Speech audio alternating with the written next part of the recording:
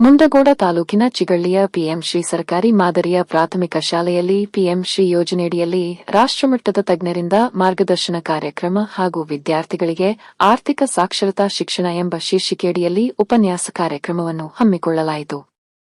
ಈ ಕಾರ್ಯಕ್ರಮವನ್ನು ಶಿರಸಿ ಡೈಟ್ನ ಹಿರಿಯ ಉಪನ್ಯಾಸಕರಾದ ನಾರಾಯಣ ಭಾಗವತ್ ಉದ್ಘಾಟಿಸಿ ಮಾತನಾಡುತ್ತಾ ವಿದ್ಯಾರ್ಥಿಗಳಿಗೆ ಶಾಲಾ ಪಠ್ಯಕ್ರಮ, ಪರಿಸರ ಸಂರಕ್ಷಣೆ, ಕನ್ನಡ ಸಾಹಿತ್ಯದ ಕುರಿತಾಗಿ ವಿವರಿಸಿದರು.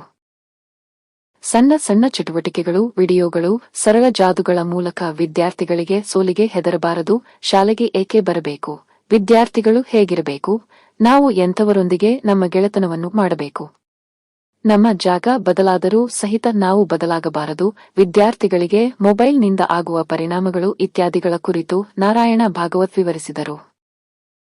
ನಮ್ಮ ಸಾಧನೆ ನಮ್ಮನ್ನು ಗುರುತಿಸುವಂತಿರಬೇಕು. ಉತ್ತಮ ಸಾಧಕರಾಗಲು ಕಷ್ಟಗಳನ್ನು ಸಹಿಸುವ ಗುಣಗಳನ್ನು ಇಂದಿನಿಂದಲೇ ಬೆಳೆಸಿಕೊಳ್ಳಬೇಕು. ನಮ್ಮಲ್ಲಿರುವ ಜ್ಞಾನದಿಂದ ನಾವು ಜನರನ್ನು ಹತ್ತಿರ ಸೆಳೆಯುವಂತಿರಬೇಕು ಎಂದು ಶಿರಸಿ ಡೈಟ್ನ ಹಿರಿಯ ಉಪನ್ಯಾಸಕರಾದ ನಾರಾಯಣ ಭಾಗವತ್ ಅವರು ವಿದ್ಯಾರ್ಥಿಗಳಿಗೆ ಸೂಕ್ತ ಸಲಹೆ ನೀಡಿದರು.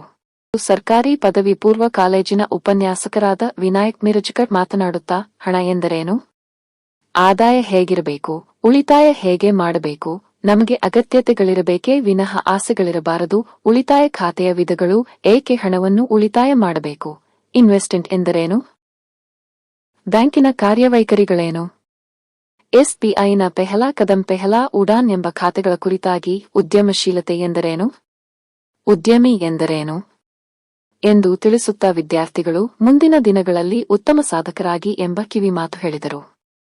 ಶಾಲಾ ಎಸ್ಡಿಎಂಸಿ ಅಧ್ಯಕ್ಷರಾದ ಪರಶುರಾಮ್ ತೆಗ್ಗಳ್ಳಿ ಅಧ್ಯಕ್ಷತೆ ವಹಿಸಿದ್ದರು. ಬಿಆರ್ಪಿ ಪ್ರಶಾಂತ್ ಸಾವಳಗಿ ಇದ್ದರು.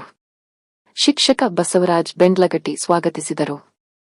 ಮುಖ್ಯ ಶಿಕ್ಷಕರಾದ ಕೆಕೆ ಕರುವಿನಕೊಪ್ಪ ಪ್ರಾಸ್ತಾವಿಕವಾಗಿ ಮಾತನಾಡಿದರು. ಪ್ರಕಾಶ ಬಾಳಮ್ಮನವರ್ ಅನಿಸಿಕೆ ವ್ಯಕ್ತಪಡಿಸಿದರು. ಗೋಪಾಲ ನಾಯಕ ಕಾರ್ಯಕ್ರಮ ನಿರೂಪಿಸಿದರು.